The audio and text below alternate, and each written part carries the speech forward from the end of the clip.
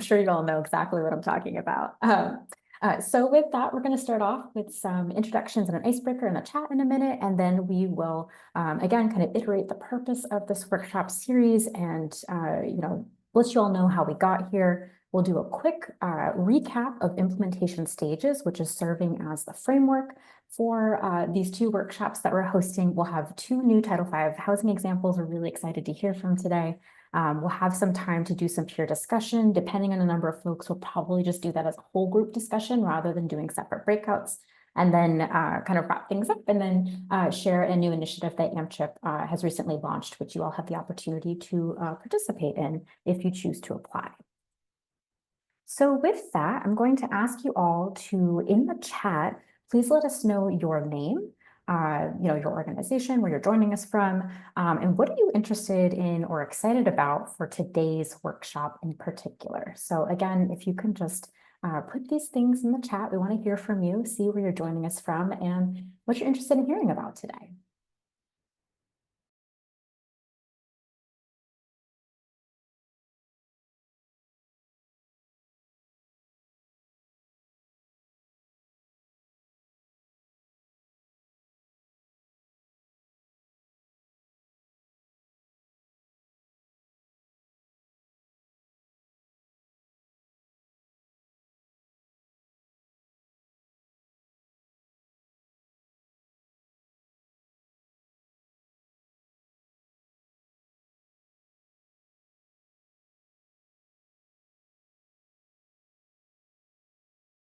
Hi, and for a few folks who are just joining us, we're just doing some introductions in the chat, just letting us know your name, where you're coming from, and what you're excited about or interested in learning about with today's session.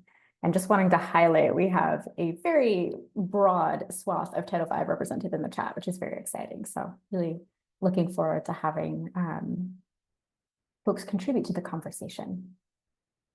Okay, so please continue to introduce yourself in the chat. Again, like I said, for today, we want to keep this fairly conversational. So please feel free to come off mute or raise your hand or type in the chat if you have questions for your AMCHP facilitators or for your colleagues or for any of our presenters. We really do want this to be as interactive as possible. So please don't hesitate to ask any questions or share any comments that you have. Okay, so again, this is where I'm going to jump into my kind of recap spiel of the last presentation for anyone who missed this. But just wanted to share that, creating this workshop series and some of the additional opportunities and resources we've developed leading up to this is really steeped in the updated national performance measures, particularly the one that's related to housing instability. So in hearing from a lot of you during some of those initial listening sessions that HRSA had provided, there seems like, there is some trepidation among Title V and figuring out like what's our role in this space. We have some states and jurisdictions that have already been doing this work for a number of years or have been dipping their toes into this work over, the past couple of years at least. But for a lot of folks, this felt like an additional role to have to take on and try to manage with all of the other work that you're doing. So in hearing about that, we've been, collaborating for the past, 6+ months now with some folks from HRSA, from HUD, the Evidence Center, City Match, to try to figure out how we collectively could leverage our different resources and partnerships related to housing essentially to best support you all in exploring and being able to, carry out related activities for this particular set of measures. So one of the things that led to was us actually coming together at this kind of national and federal level to do some initial brainstorming and some systems mapping around what are some potential roles and responsibilities for Title V within the context of the housing ecosystem. And so we did, kind of a facilitated conversation with our partners in this space to better understand what that could look like. And then Just Simon, who's on the call, was able to turn this into a really beautiful set of infographics. Thank you, Jess, for dropping that in the chat. But really, we took that and were able to distill that down into Title V's role as being the MCH expert and strategist a technical assistance or, capacity builder, and a connector and a bridge. So those are kind of the three overarching roles we see for you all within the context of the housing space. And then different ways that you could carry that out are via these 5 responsibilities that you see here. So again, this was just based on what we had heard from folks that we don't know where to start. This is very overwhelming. We're not sure what the role is. So this was our attempt at trying to tease apart some of the different pieces of the larger housing ecosystem to figure out what some potential roles and related responsibilities could be. That doesn't mean you have to do all of these, really thinking about, where your resources are, where your strengths are. But these are just some different starting, or jumping off points that you could leverage to address this particular performance measure moving forward. And Jess, like I said, has dropped this in the chat. And the longer version of this infographic has additional details on what each of these look like, as well as some other housing-related resources that AMCHP and our partners have as well. So you can see that here on the screen. So again, I'm not going to go into too much detail for the sake of time because we did cover this in the last one, but highly encourage you to take a look at the infographic and please use this.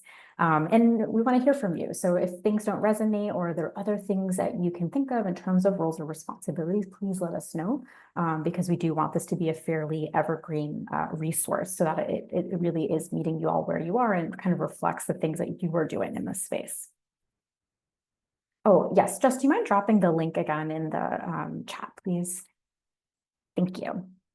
The other thing that we talked about last time, because we know, with our colleagues at the National MCH, at the MCH Evidence Center, they've been tasked with combing through the existing research to see, what evidence and strategies are most effective for addressing these national performance measures, which includes the one around housing.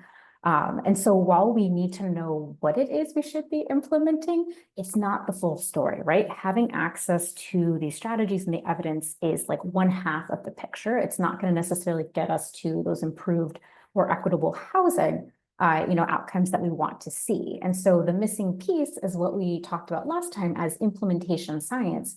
And this is the field that's really looking at what are the specific, processes or techniques or things that we can implement that will help ensure that the strategies that we're putting in place are going to be more effective. They're going to be more sustainable. And so in other words, we really talk about this as how we do our work. So the evidence, right? What the MCH Evidence Center is supplying is the what, and implementation science, which is the lens we're going to be taking for the rest of our conversation today, really then supports us to figure out how we're going to use that evidence, how we're going to implement it.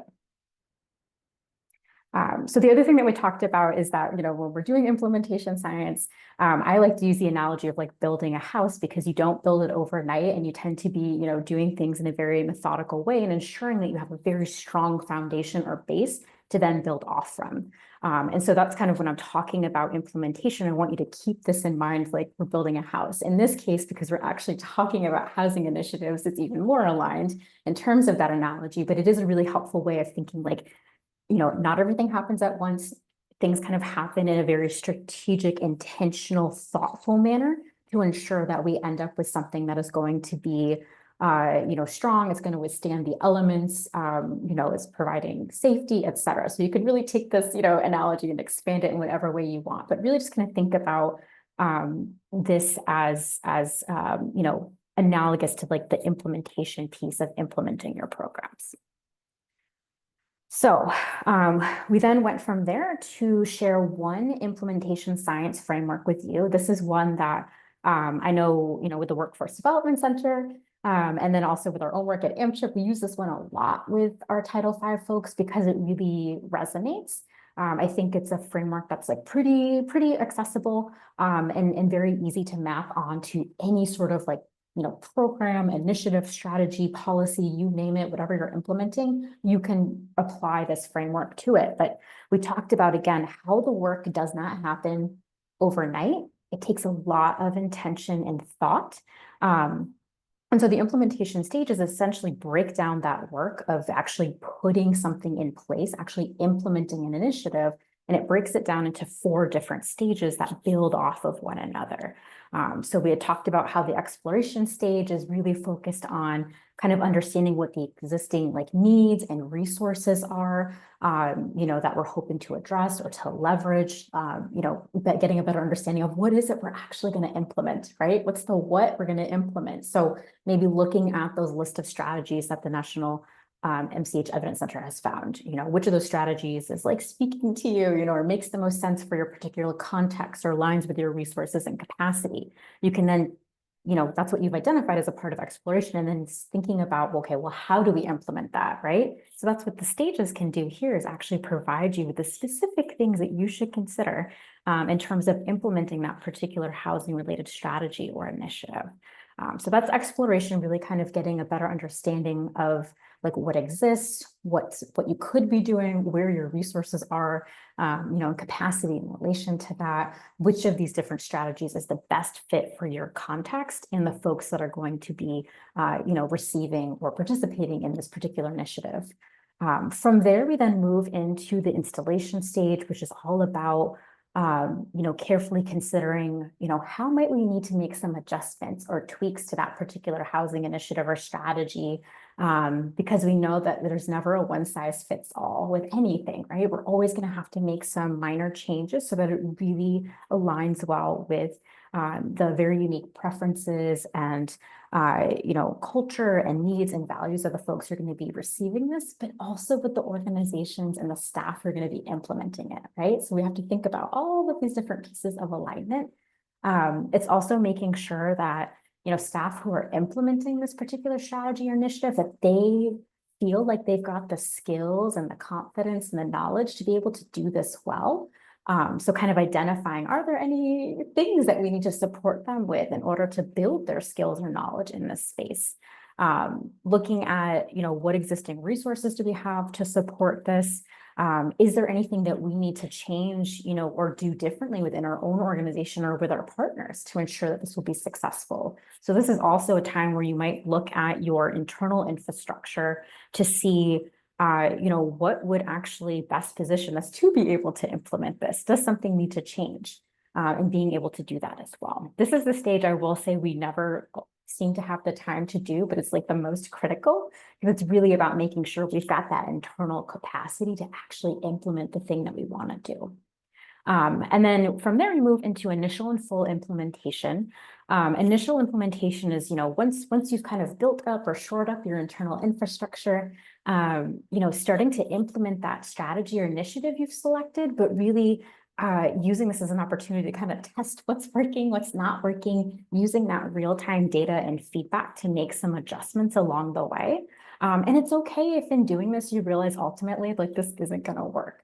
Right? You'd rather do that when you're just starting to implement something rather than, getting several years in and starting to collect that information and realizing this is not working the way that we intended, right? So this is really about how can we test this on like a small scale to kind of work out the kinks, see if it's working the way that we thought or hypothesized it was going to work when we decided to select it way back in exploration. And then also making sure, like, staff, again, that they feel like they've got the support to implement this particular program, making sure that the folks who are participating in this or receiving it, how well is this working for them? What suggestions or changes do they need to see so that it's a better fit? And then from there, we move up to full implementation. And full implementation is really about, we've now been able to identify how to most impactfully and effectively implement this particular strategy or initiative. You could potentially have scaled this up to like more than one location or site across your state or jurisdiction. You have a way to manage onboarding new staff for people who have to implement this, right? Because staff turnover, we know, is a huge challenge in Title V. So you have processes in place to like onboard people to being able to implement this, and you're also documenting and sharing back what you're learning and what works from this as well. So I know this sounds like a big undertaking, and this is where I want to let you all know it takes 3 to 5 years to get from exploration to full implementation. That's if you all have folks that can support you to move through each of these different implementation activities. But this ultimately, doing these things is what leads to programs and initiatives that are going to be more effective and they're going to be more sustainable in the long run. But again, just want to remind you all that this doesn't happen overnight, just like building a house, right? It takes time, and it starts with us setting a really strong foundation in exploration and installation for this work. And then the other thing to, again, kind of underscore, emphasize that we really want to make sure that those people who are most impacted by this work are front and center in terms of the decisions around the implementation and evaluation of this work as well. So that was my super fast recap of implementation. Again, if you have any questions or you need me to provide a little bit more detail about anything, please feel free to come off mute or put it in chat. And then we just wanted to quickly as well just highlight the conversation that we had last time. So the last workshop focused primarily on those stages of exploration and installation. We heard from two of our Title V colleagues about their work and the things that really set them up for success in terms of exploration and installation. So we heard from Minnesota. You can see here, the rationale for making housing a priority for them. But then also what that looked like in terms of what they did in practice. So again, this is a very helpful recap. We're not going to go into too much detail for the sake of time, but just wanted to share that these are some of the things that we teased out as really being important for them in moving through exploration and installation. And then here you can see from our second example, which was Ohio, again, why they chose to make housing a priority, and then what that looked like for them in terms of the actual practice. And I think especially since these were two very different examples, you can see that supporting housing to address that national performance measure is not going to look the same for all of you, right? So it's really thinking about, again, where are your strengths? Where are your resources? Where do you have the capacity? And I think just reminding yourselves that you do not have to do it all. There are already folks who are doing this work. So it's how can you kind of tap into that and bring your particular expertise for maternal and child health populations? So with that, just going to do a deeper dive into specifically initial and full implementation, because that's really what we're going to be talking about today with our two Title V examples. So what you see here is that I've just taken those same two stages that I did a high-level overview of before, and just kind of pulled out some things to think about within the context of housing. So last time we had shared, again, kind of the overarching roles and responsibilities that we thought you all could explore in relation to this national performance measure. So within initial implementation, some things you might consider doing while you're, right, because we talked about testing, piloting that strategy or initiative you're interested in exploring. So based on whatever housing responsibility you want to move forward with or think about, how can you measure whether you're on track, right, with this particular thing? What is it that you're hoping to see? And then how can you collect data and information that tells you whether or not you're on track as you're doing that? Because again, this is going to be really critical for telling whether or not you need to adjust course, whether this seems to be working or you need to do something differently.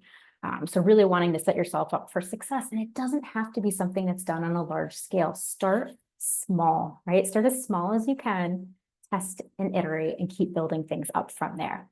The other thing you need to think about, it's not just how can we measure this, it's what systems do we have in place to figure out what's working and what's not working, right? So this first consideration is really what are the specific things that are going to tell us whether or not we're on track, right? So what are the specific indicators or measures? The second one is really what continuous quality improvement processes do we have in place? And it doesn't have to be anything that's super long or fancy or labor intensive. A lot of folks in continuous quality improvement can tell you can do this very simply. Again, think about what makes the most sense for your context, but what existing opportunities do you have to kind of continuously pull some of this information to see whether or not you're on track for what you have set forth as your measures of success, right? And think about how you can use measures of success that are based on input from the folks who are implementing this, but also most critically, the folks who are receiving this. What does success look like for them? And how are you making sure that your indicators of success are aligned with that? The other thing we had talked about too in terms of initial implementation is how critical it is to make sure that staff and or any partners who are going to be implementing this have the skills and knowledge to do that. So you want to make sure, right, that's something that there might be additional gaps in people's skills and knowledge that only become, you become more aware of or more noticeable once things are being implemented. So how do you create space and time for folks to build, right, and to strengthen those particular aspects of their work that they need to be able to do well to carry this out? And then the last one is really key. And I think sometimes we become so busy, it takes so much work just to get these initiatives up and running in the first place. How are we sharing our progress and the successes, right? Even the initial successes, how are we sharing that with the folks who need to know? Who is it that needs to know whether or not this is successful, right? Other folks in the community, other partners, other funders, so really thinking about who needs to know what's working, and then how are we actually creating some mechanisms to just keep them in the loop. And this doesn't have to be super intensive. It doesn't have to be very fancy. It doesn't have to have lots of bells and whistles. Really think about tapping into the existing mechanisms that you have for sharing the work that you're doing, right? I think for all of this, we want you to think about what are you already doing for your other initiatives and how can you just leverage those things to do this within the context of housing. For full implementation, right? For full implementation, this is at the point where you're pretty locked into a particular strategy, or initiative. How can you either maybe scale that up, so bring it to more sites or more communities or more locations if you want to. And scale up is not something that you need to do, right? You don't have to do this. It's not necessarily a marker of success. Really thinking about what makes sense in your particular context, So scale up could be something you're looking to do, but it doesn't have to be something you do. But ultimately, we are hoping, right, that this is going to be sustained in the long run. So how are you working towards that throughout this process? How are you then ensuring that the resources and supports that are needed to implement this particular initiative or strategy, that you still have access to those? And if you don't, how are you, finding other resources, that could help bolster this work to make sure it's sustainable? Speaking again about the communication piece, how are you, documenting and then being able to share back out the lessons learned from this? Because I'm sure that others would also really love to hear that and would benefit from knowing, what's been working, what's not been working. Even thinking about yourselves, right? As folks who are most likely probably going to be implementing, activities related to this performance measure. How are you sharing back with each other what you're learning and what's working and what's not working? Again, that's like invaluable information that will support other people in their journey with this work as well. And then the last one was, again, over time, we know that there can be staff turnover. We might not be as consistent with the way we're implementing our particular strategy or initiative. So how are you creating processes and ways to make sure that, staff who are new to the work can, make sure that they have what they need to be successful in that role. And then also ensuring that everyone's doing this in a way that's fairly consistent as well. So that's really what we're going to be focusing on today with our two different Title V examples. Are there any questions before we kind of get into the primary conversation of these two examples? Is there anything about the stages, housing considerations?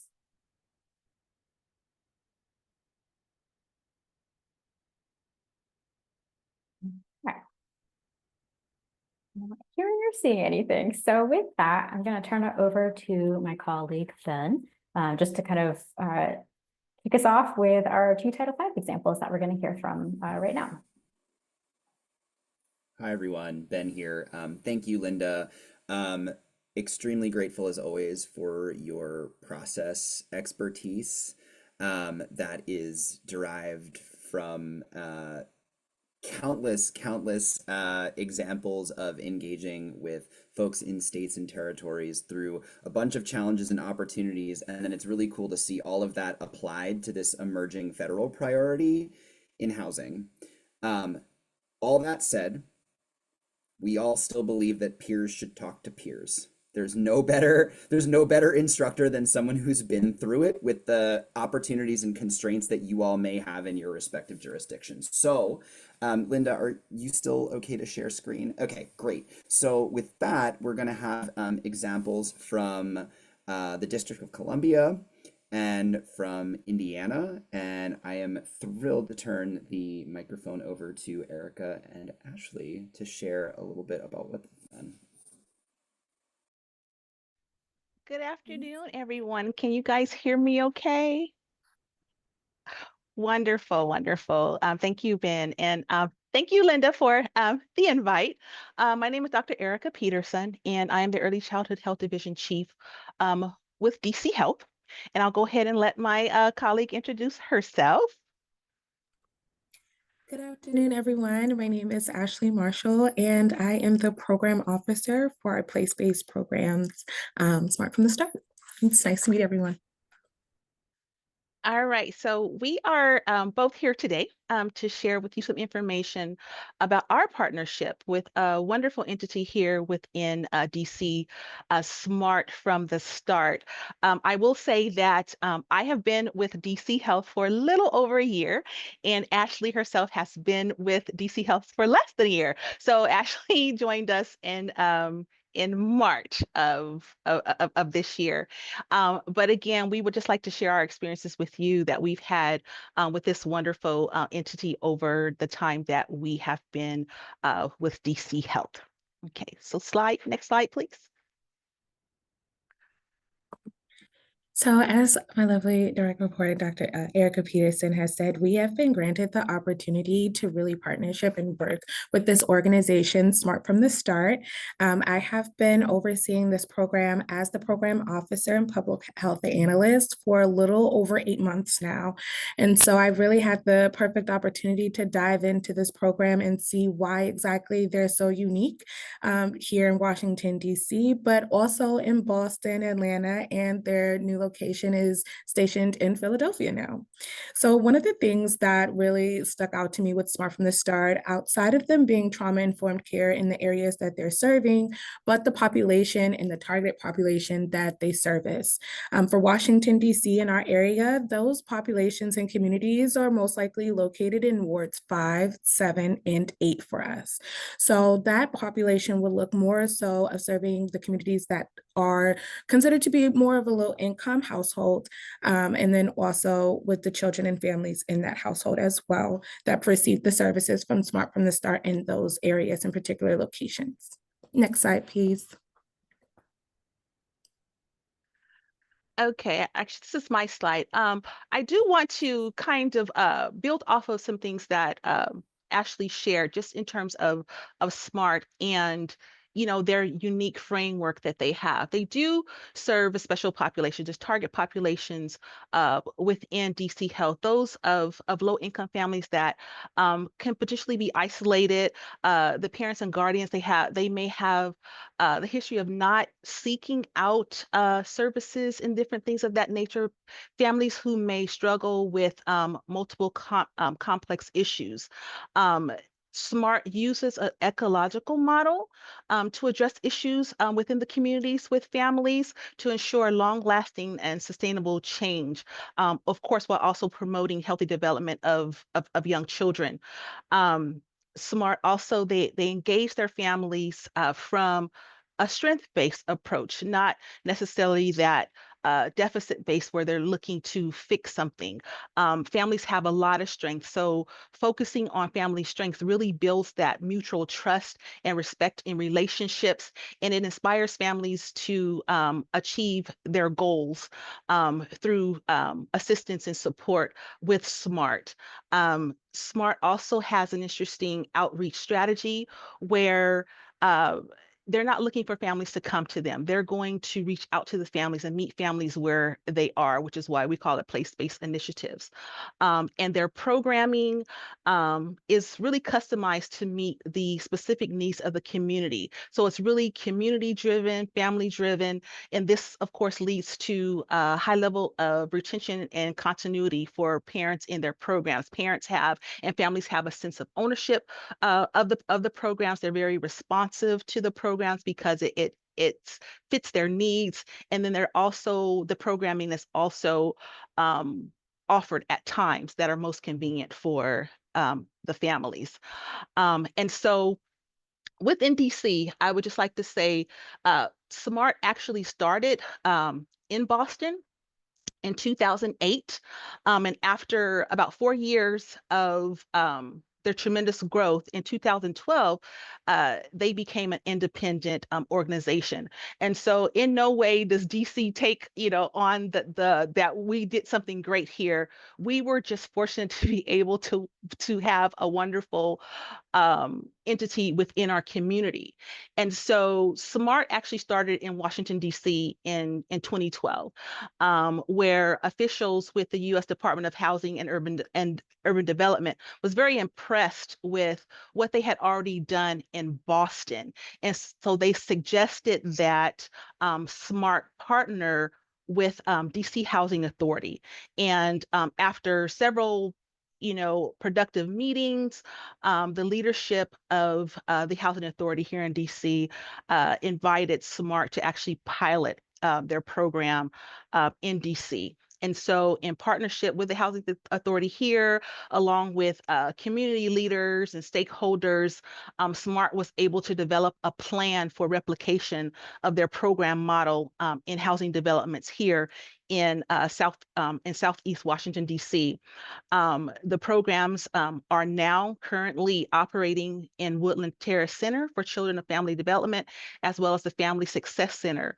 Woodland Terrace is actually a public housing property of the Housing Authority for low-income families. And so SMART engages these families from a strength-based perspective, focused on identifying and enhancing the protective factors inherent to families and the community. Next slide, please.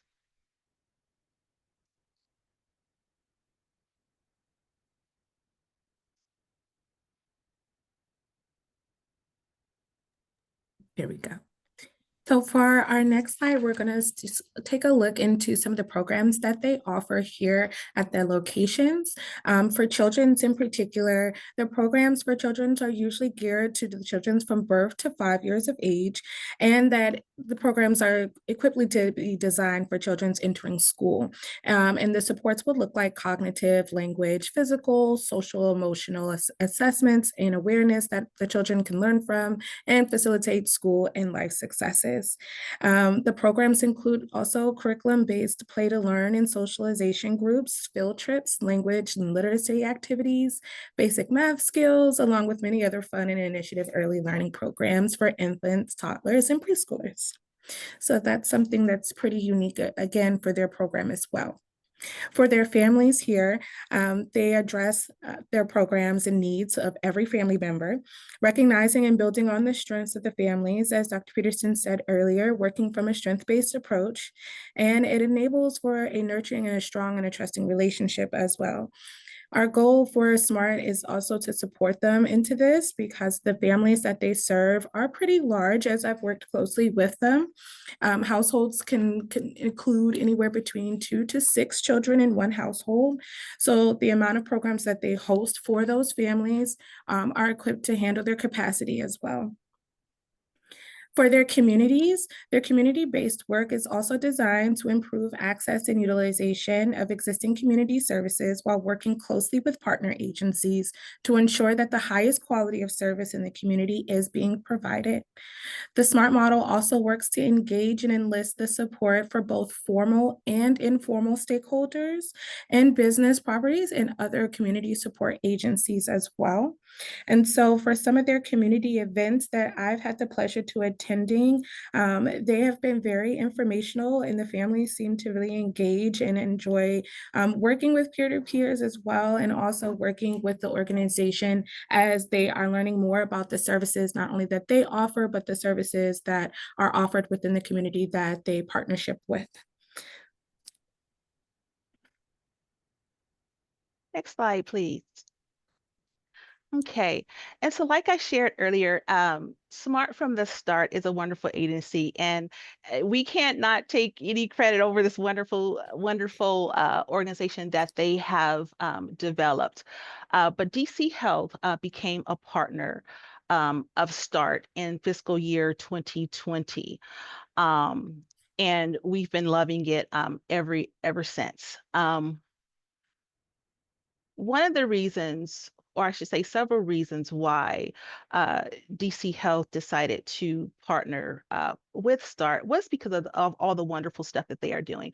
But aside from that, they provide services in targeted wards, as Ashley mentioned, specifically those wards, the wards, Ward 8, which focuses on the Woodland, Fort Stanton, Garfield Heights, and the Knox Hill communities here in DC.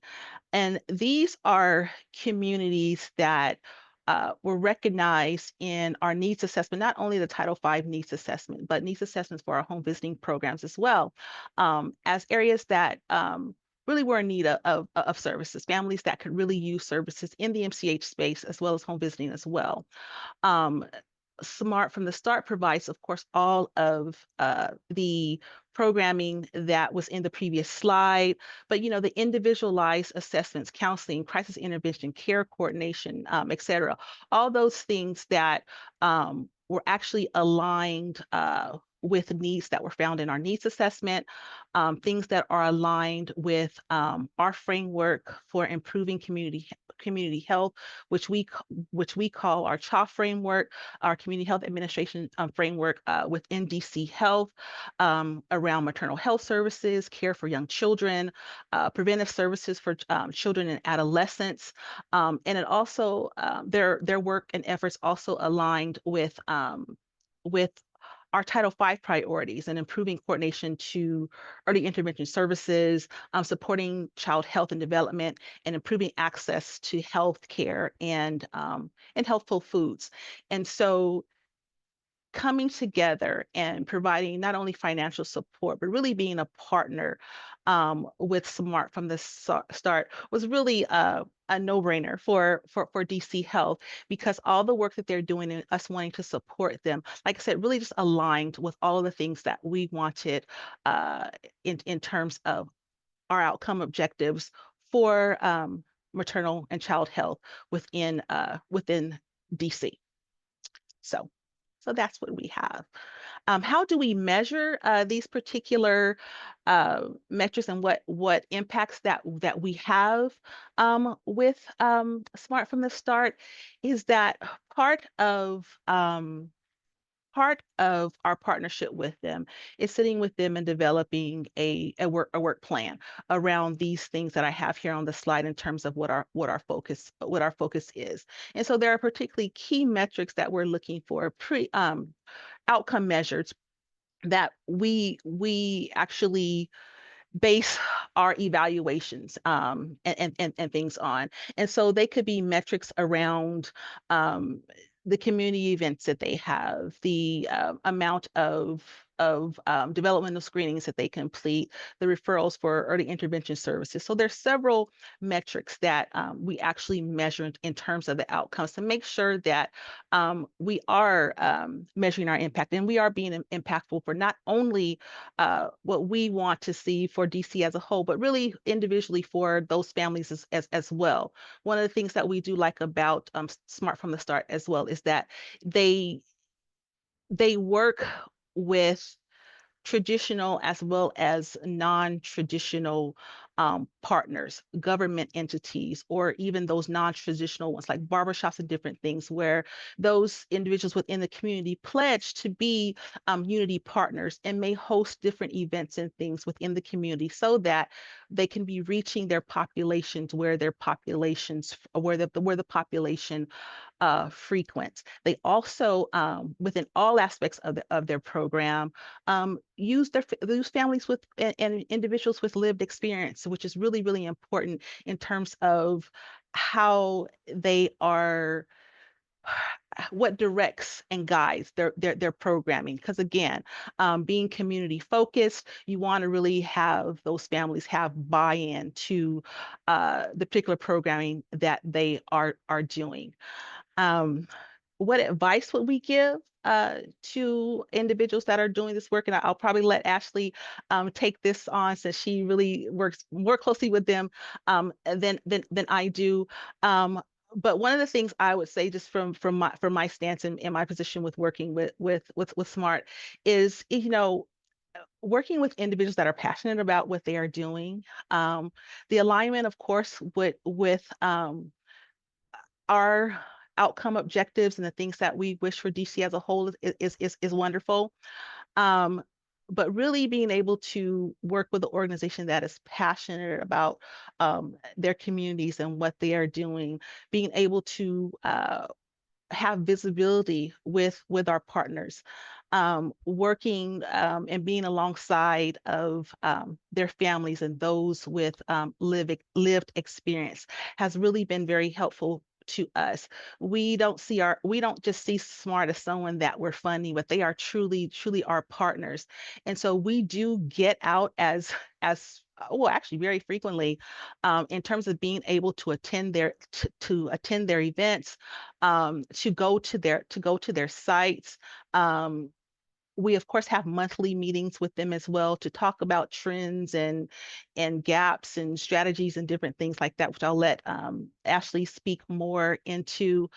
But really just being able to have someone that's working alongside with you, that you really have a true partner in this work, because they are in the work for the best benefit of the community that they serve. So I'll let you go ahead and say some things, Ashley.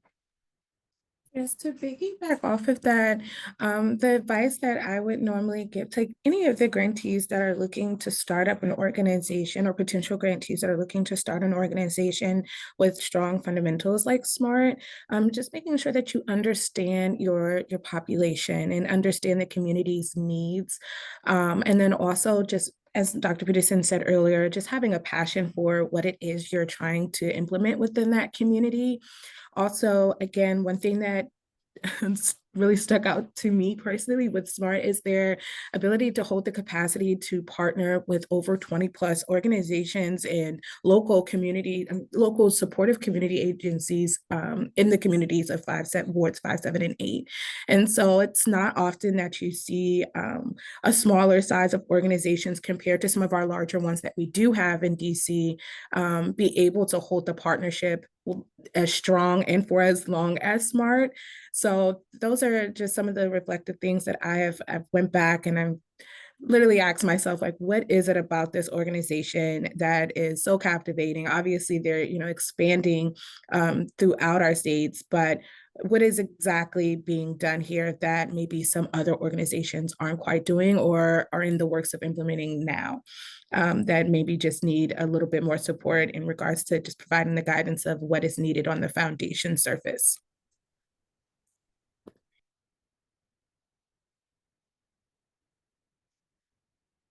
So that is all for us. Are there any questions?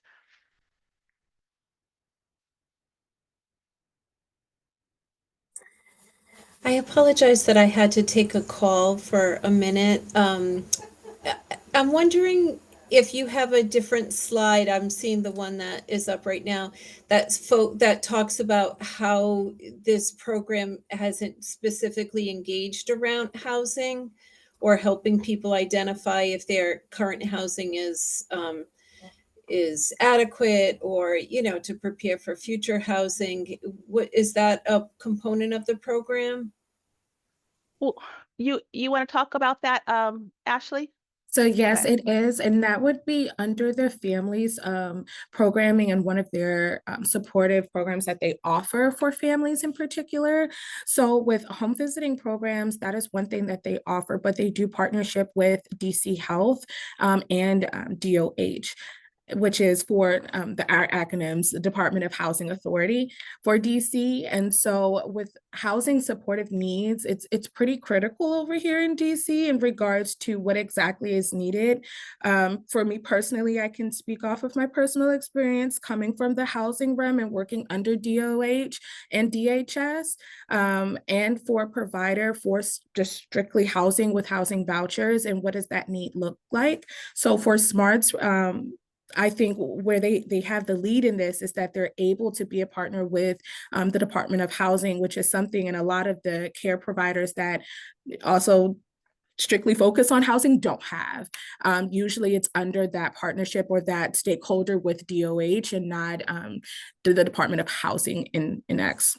But yeah, that would be one of their programs that they do, that they offer hand-on support for their participants, which is their home visiting program. And then also their coordinators that actually go out to their houses if needed, and helps them fill out those applications for housing, because a lot of times our participants don't receive that support. And a lot of times they kind of just throw them an application and say, oh, mail it here, when actually there's a lot of background footwork that comes from a case manager, and that comes from a therapist if there's multiple services being provided, that comes from a core service agency, which is a lot of the times our participants don't have access to. So SMART is offering a level of case management services under a care service and home visiting title, but they're indeed going the extra mile and working with the participants like on the ground with their home visiting program. I hope that answered your question. Yes, thank you. No problem.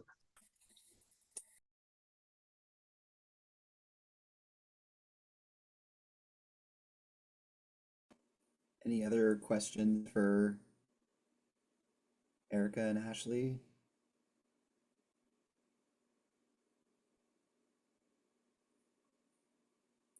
If they come to you, please put them in the chat.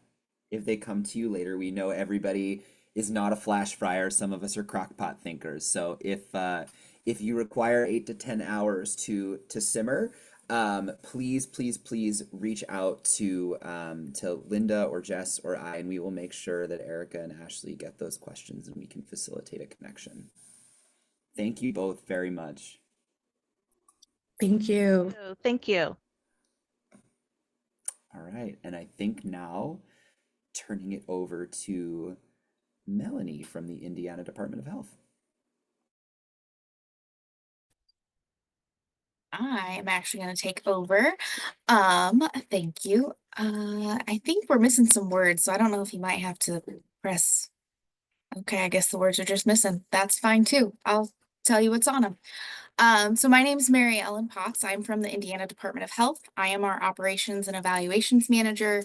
I oversee the team that does Title V, SSDI, some of our big state MCH funds, and our evaluation work. So next slide, please. So this is Indiana's mission and vision for the Department of Health. Next slide, please. And so Indiana's kind of getting our feet wet with one of our programs, since we're still definitely trying to figure out what our role is in some other spaces around housing. But we have been funding an amazing grantee, the IU's Grassroots MCH initiative. We've been funding them since 2021 with our Title V funds, and they really focus on incarcerated mothers in our nursery unit here at the women's prison in Indiana, and kind of building a coordinated care system around them to support them once they are out, while they're in, and kind of making sure that mom and baby stay together. And so we've had a great relationship with them for the last 4 years, but last year they were able to kind of approach us and, really noted that they were seeing a housing crisis, and specifically in Marion County, which is Indianapolis, that is our capital county, and that, women were really struggling. And so they really wanted to come to us and see if we had any funding available to kind of help them start a pilot program. They wanted to start Healthy Beginnings at Home, which is based off of the Ohio version, but here in Indiana. And unfortunately, we did not have any Title V funding available for that, but we were able to look across our state funds, and one of our matches that we used for Title V, we did have some funds that we were able to grant out for them. And so in order to do that, we had to kind of figure out, you know, what does this space look like? What kind of is our role? Is this our role? And really kind of get some leadership buy-in on a new initiative that, you know, we've never really worked on, but knew that they were such a great partner that they would do an amazing job. And so we got the go-ahead and decided to kind of build on what they were already working and give funding to expand their program to include a housing stipend. You can go to the next slide, please. And so kind of what this program looks like, at least from what the Department of Health is funding, they are looking at rental assistance, housing navigation, and housing case management. So they have partnered with a local housing authority here that helps administer some of that housing fund and manage and houses a lot of this work with the support of their other portions of these projects that are funded by other entities and other organizations. So they also do like some justice project work to get eviction notices off and just kind of, you know, help women kind of start over and start from scratch and get the support that they need. We've also been able to not just kind of work in this instability space, but been able to partner with, we have a division of family health data and fatality prevention that does a lot of child fatality prevention work that is funded by Title V, and they've been connected to make sure that home safety is a high priority and get any resources and supplies that they need to ensure that in their home. And then also just kind of working to, you know, build up any support they need and kind of where we can be the conveners. We sit on their steering committee as well as many other partners that we work with in Marion County. And so just kind of making sure that we can connect the pieces where we can. Next slide, please. Another space that we're working in is the Youth Homelessness Systems Improvement Grant. So this is relatively new for us. Our housing authority was able to receive this, and we are kind of building up that partnership, especially as we are seeing in our 2025 needs assessment that housing is pretty high up there and safe, affordable housing is high up there. So we're kind of leveraging our child health administrator to co-lead parts of this grant and kind of continue to find our space and our place in this. I also forgot to put it on here, but also want to mention that for this past cycle of Title V, we have been funding our Division of Lead and Healthy Homes to increase home assessors around the state so that they can kind of increase how many assessments and going into homes for children that have high lead levels. They were having some issues getting some of the funding to increase that at the local level. And so we've been fortunate to help kind of support that and get that off the ground as Indiana did see an increase in lead levels. But next slide, please. And so our big takeaways that we've kind of learned and will continue to use is figure out who's already doing the work. We don't have to do everything, and sometimes we're not the right people to do it. And so, you know, we've been able to build up some amazing partnerships through Title V in the last 5 years. And so, you know, really want to use their expertise as well. And I think that's kind of the success of that Healthy Beginnings at Home in Indiana grant that is going. And also kind of see what others are doing and how can we replicate it. And maybe it's parts that we can replicate. And really trying to ensure that, you know, we're asking the families what they need and not necessarily just thinking like, oh, we just, you know, they just need their rent paid, because it's so much more than that. And luckily our partners have really kind of opened our eyes to that, of like, that is a piece of the puzzle. And they have some great partnerships to kind of build up the capacity to finish the other pieces. And so, you know, we're just trying to be the convener, be as involved as we can and be as intentional as we can. But definitely trying to still find other opportunities, as we are noting in our needs assessment, that, you know, it will continue to be an increase in needs in Indiana. Next slide, please. And that is all I have, if there's any questions. I had a question. This is Rachel from Colorado. Is the funding that you are providing from MCH going to that flexible pool of funding to address barriers? So yes, to answer your question, yes. So in Indiana, we have a state fund that is called Safety Pin, Protecting Indiana's Newborns. It is a state allotment that we receive. And so we were able to award them with that grant to do that flexible pool of funding that really typically goes for rental assistance, housing navigation, but may have some other like utility costs, things that kind of come up unexpectedly. So they are able to use it for that as well.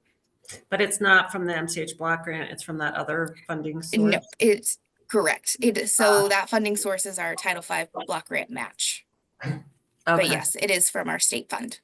Okay, gotcha. Yep. Thank you.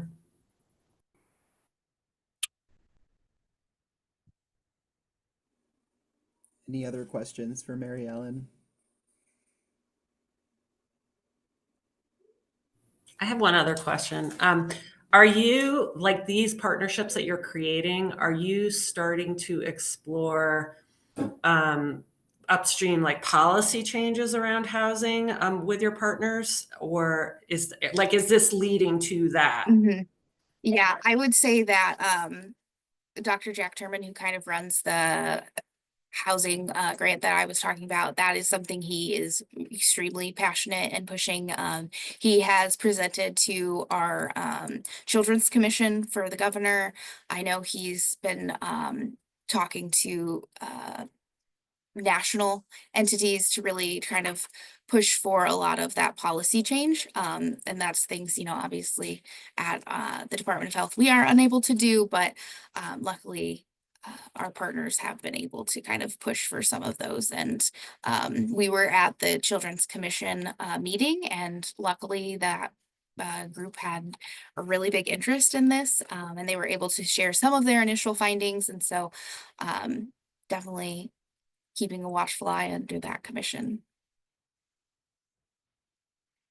Thanks. It would be really cool to kind of see some of the messaging that is landing and is successful. I know every situation, every state is unique, but like I would love to see the slide deck that he presented to the commission and just what some of the key talking points were, if that's possible. I don't know if it is, but I can ask him, and I know he is wonderful and always up for presenting and talking more about all of the work he does. This is just pieces of what he does, but I can reach out to him and see what he can share. Definitely. And I think there might have been a question in the chat.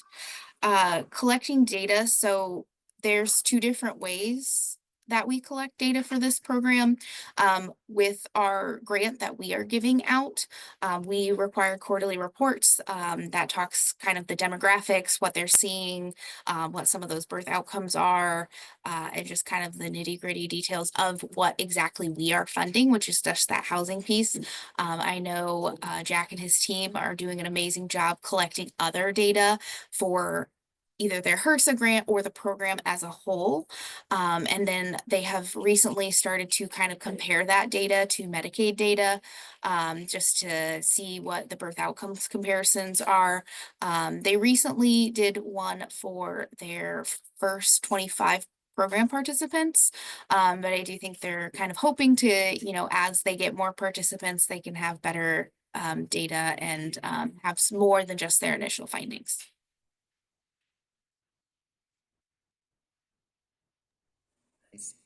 Hi, this Deborah. is Deb from Rhode Island. We have, I don't know if this is, a question for you or for our other group that presented, but in Rhode Island, we have that housing first,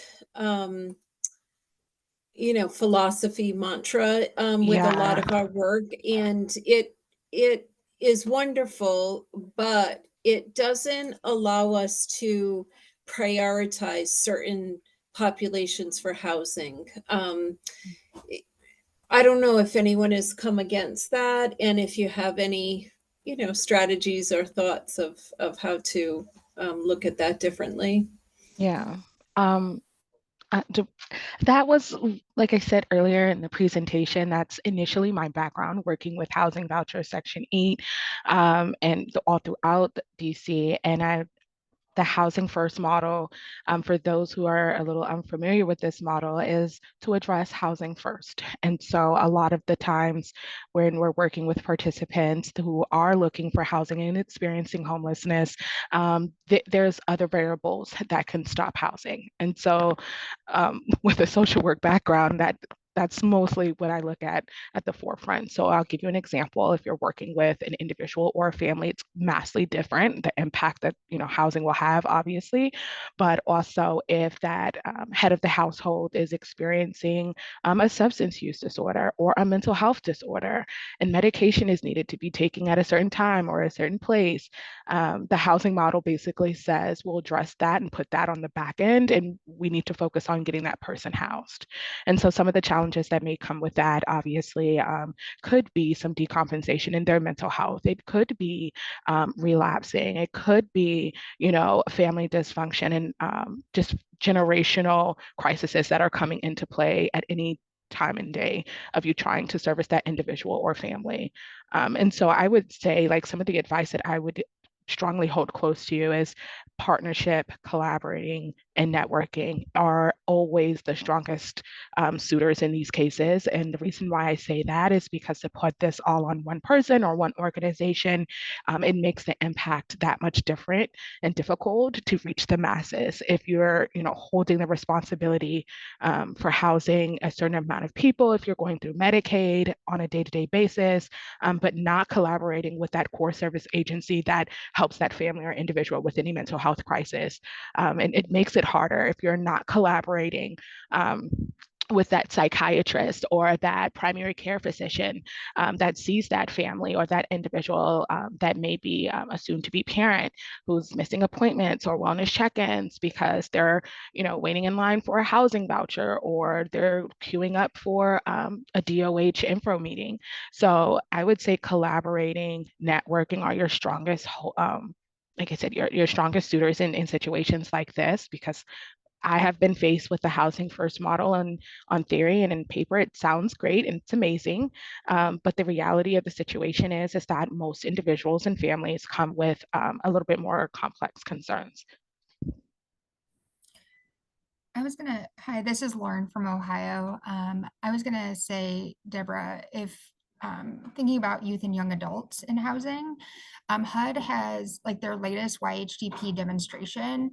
They have pushed to provide more supportive services, knowing that youth and young adults don't enter into a housing system the same way that adults do, and that those other factors come into it. And so with that shift of HUD, like changing that YHDP, and I'm not saying changing, but there's more of a focus of those supportive services and the understanding that the youth and young adults need a trusting adult to really open up about their situation, because like they might not need housing. Like a 14-year-old doesn't need their rent paid. They just need the support. And so something to look into is HUD's latest YHDP demonstration grant that came down, because that was very interesting to me. And like the YESI grant that Mary Ellen was talking about, that is like a huge talk about how youth enter into the housing services differently, and it's not just like the front door service. And I feel like that doesn't follow the housing first model. It really follows this idea that youth and young adults need to open up and trust who they're talking to really talk about their situation, to get to the root at what they need. And so I hope that it's like a shift for us in the future, that that housing first model won't be the standard for every population, especially young people that need more support. And then Mary Ellen, I think I had another question for you, but I can't remember it now after talking through that.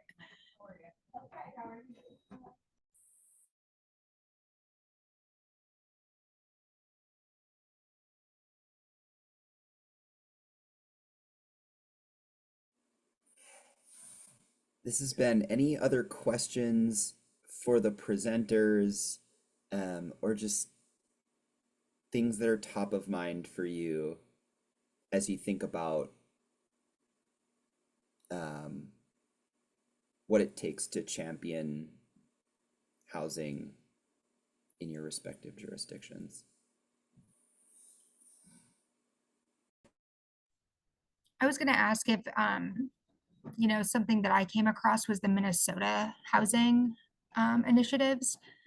Minnesota, they receive money through the general revenue funds, and they actually received like a $30 million increase this past year. And they use that to offset like other youth housing initiatives. And it's funded again through general revenue funds. So it's like that flexible funding. So just to like bring that up, if anybody's interested in looking in that huge increase where they're able to support their young folks in housing and do those other things, those supportive services, youth shelters, youth-led initiatives.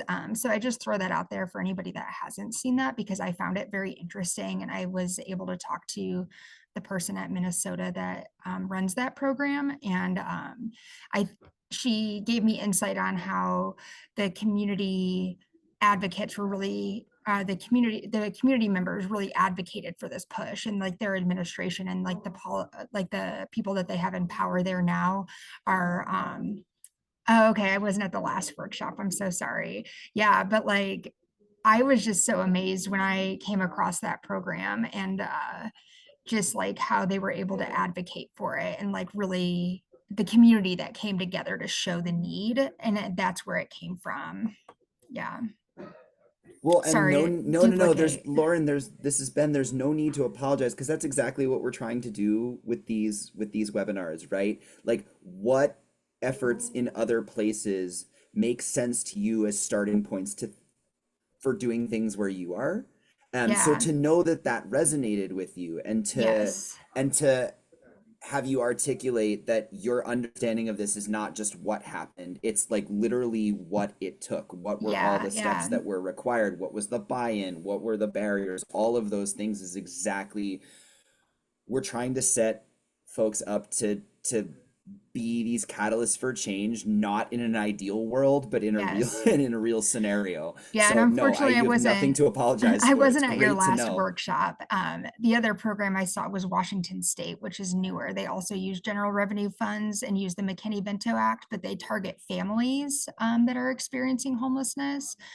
So if you haven't heard of that one, that was another one that I came across, and that's in Washington State. There's been a lot of news coverage about it, but it's not like the program that I help with is for like runaway youth, those 14 to 24, so those without adults in their household. But Washington State does. Yeah. Yeah.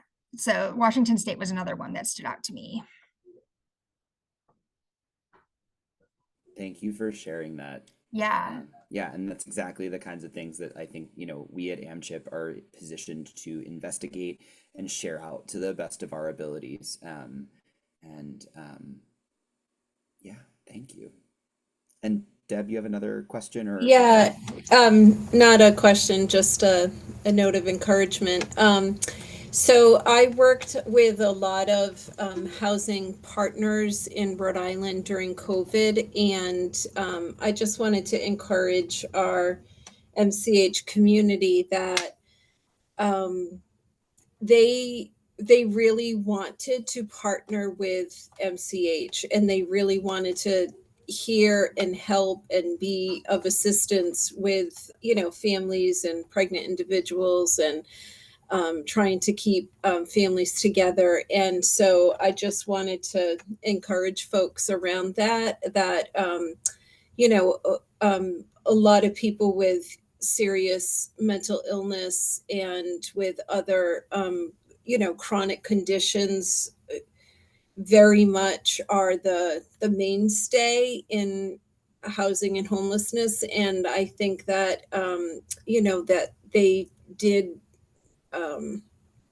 appreciate having a different population to coordinate and connect with. And I'm hoping I'm not sounding insensitive by saying that in the way I did, but just wanted to encourage people to really, as you know, Lori was talking about youth, and you know, there's just like other populations that we kind of represent that you know are different and you know seem to um, that I think like our housing colleagues might have like different resources or more resources or you know in different ways of allocating the resources, and so you know just wanted to share that encouragement to you. Yeah, and thanks, Deb. I think we kind of touched on that a little bit last time. Like, what's your inroad for being engaged in this work, right? I think is an important question, an important starting point. I am, in lieu of sort of breakout rooms or anything like that, just with the last like 10 minutes of our time. Linda has put up a slide that were some reflection questions, but I'm gonna put in the chat some other things that we were gonna use as breakout prompts. I'm really glad this sort of just organically went the direction that it went because it's more peer-to-peer sharing. But we were gonna ask you, what ideas do you have for which Title V responsibilities or activities you might pursue first? How might you measure the impact of your idea, to Lauren's question earlier? What would be your pitch on why advancing a new responsibility or action is worthwhile in your context? So just things to consider. Just things to consider as you do your own planning and preparation. So, but there are questions that are on the slide. Is there an insight you're taking away from today, or some other type of takeaway? Is there something surprising or that feels at least clearer to you? What questions do you still have? What's percolating for you? I love a good coffee metaphor. What's percolating for you right now? And we just encourage you to share for your own benefit of getting it out there, but also for your colleagues' benefits who are thinking about what next.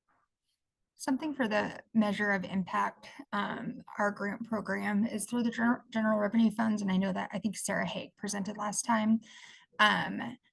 And I think that what really helped us show that impact was partnering to collect data through HMIS, which is the gold standard for housing and urban development, so that we could look at data with other agencies, so that we weren't straying away from that. And I think that coming into this role, I've been in this role maybe a little over a year now, to continue that learning process of what works and what are the best practices for collecting data, because street outreach doesn't look the same as like a rapid rehousing. And so making sure that it's clear for agencies and continuing our growth within, to make sure that our impact can be measured in a mindful way, and also keeping up with like those agencies that are bigger that implement or provide more money for these things. So how are they collecting data so that we can look at it in the same way? So that cross collaboration and just keeping up with best practices for data collection has been really helpful, and something that I've learned these last few months. Speaking to folks in languages they can understand is a really, really, really important strategy if you're trying to elevate anything. Thank you for bringing that up, Lauren. I appreciate it.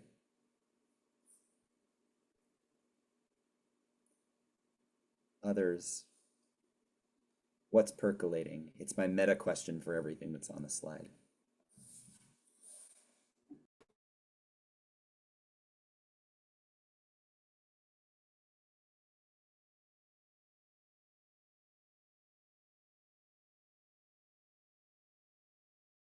Lisa, I see your hand. Hi there. I guess one of the things that's percolating for me, and I'm with the Mass Department of Public Health, where I'm within our Title V area that works with children and youth with special health needs.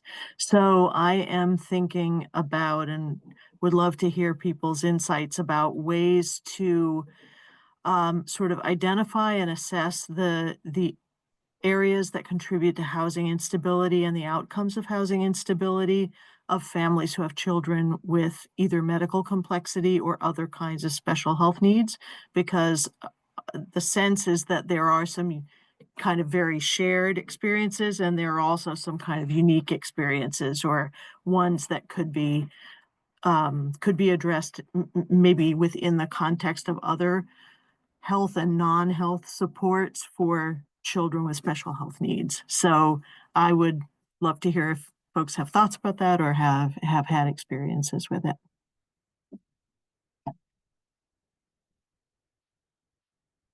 I never know how to get my hand to go down. Sorry about that. It will eventually do it.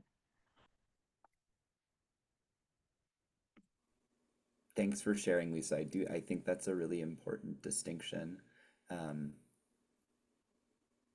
I think that's a really important distinction. I wrote that down. What concerns are shared and what is unique to families that have children with special health care needs? We know, for example, that there's some differences in terms of what accessibility of housing and safety of housing looks like for families that include children and those that include kids, not only with mobility differences, but also with other kinds of needs related to their health. And so that sort of opens up ways of trying to assess what happens when we, for example, in a state that has a great lack of affordable, accessible housing generally, may need to focus particularly on what accessibility means as we're trying to develop housing that is stable, affordable, and accessible.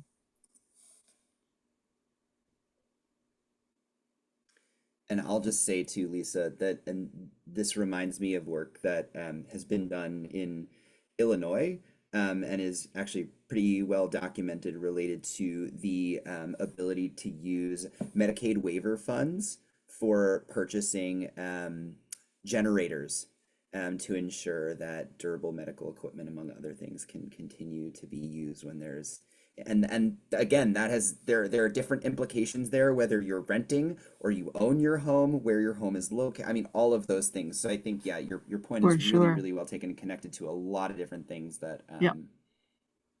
And that's a great example. It kind of opens up avenues for partnership across systems, because as we're looking at impacts of environmental factors, climate crisis and change, resilience, funding streams maybe that have to do with addressing that, if we can be raising MCH needs as well as children with special health care needs within that kind of interdisciplinary, interagency type of framework, that I think falls within our Title V role.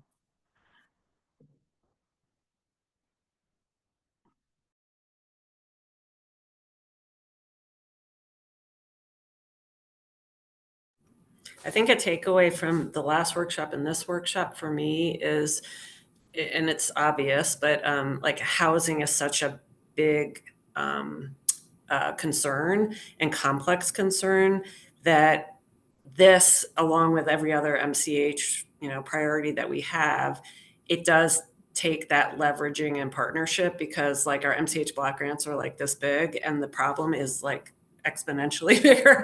So it's like looking for that window of opportunity. Like I think you said that earlier, Ben, or Linda, you might have said it, but just like what's your context and where do you have like an inroad? And I love the Indiana example where it's like they had this opportunity to partner with more of a like almost like a one-on-one client service delivery opportunity because of that other funding stream to grant flexible like support. But then it engaged into this bigger policy, or engaged the Department of Health in this bigger policy conversation around housing. So yeah, we're still exploring those opportunities in Colorado for sure, and are on the earlier side of the MCH role. But this is super helpful to hear the different examples. This has been great point, Rachel, and my sort of little crystallization of that is a question for folks to think about is like, what's within our scope of independent versus collaborative influence, right? And I think that sort of works on the flip too. What outside of our scope of influence is actually impacting our programs, our services. Yeah, thank you for sharing that. I know Linda And Jess and I intended to wrap up 5 minutes early. So I'm gonna say thank you all for your many contributions to this dialogue. Hopefully, hopefully everybody is walking away with something to take away. And if not, store everything that you got as little pebbles in your pocket, and over time they'll bang together, and at some point one of them will be a gem. So with that, I am gonna turn it back over to Linda to close us up.